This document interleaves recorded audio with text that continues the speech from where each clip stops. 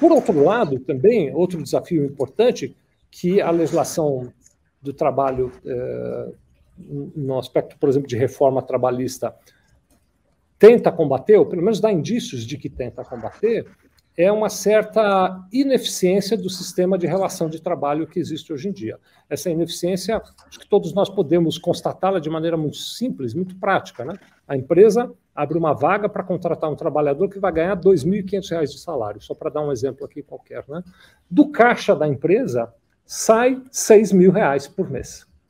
Se a gente considerar todos os encargos e mais despesas com EPI, com equipamentos de proteção coletiva, com o atendimento de toda a legislação, facinho sai dessa empresa, contratou um trabalhador com salário de 2.500, sai do caixa dela 6.000.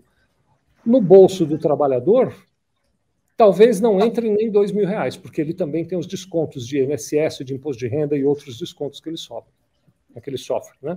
Então, é uma relação que é custoso para a empresa e não representa aumento de renda para o trabalhador. Embora saiam R$ 6.000 da empresa, não chega na conta bancária do trabalhador nem 1/3 do valor que saiu do caixa da empresa, né?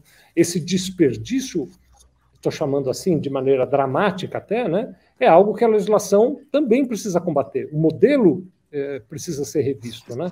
Então, nós vamos ver coisas como, por exemplo, o parágrafo 2º na reforma trabalhista, o parágrafo 2º do artigo 457 e o parágrafo 2º do artigo 458, criando possibilidades de remuneração que não são salário e que, portanto, não têm encargos e que permitem a construção de um modelo de relação que seja salário mais um pacote de benefícios.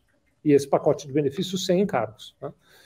Então, de maneira resumida, o que nós temos é um movimento no qual toda essa demanda, toda essa pressão da construção de um novo modelo de trabalho precisa ser organizado dentro de uma legislação trabalhista que precisa ser reformado. Vem ainda pela frente, e aí eu vou me encaminhando para encerrar essa longa abertura aqui, né? Mas vem ainda pela frente desafios maiores, desafios muito, muito grandes para serem tratados. Por exemplo, e que a reforma trabalhista nem chegou perto deles. Na época da reforma trabalhista, esses desafios não eram nem imaginados.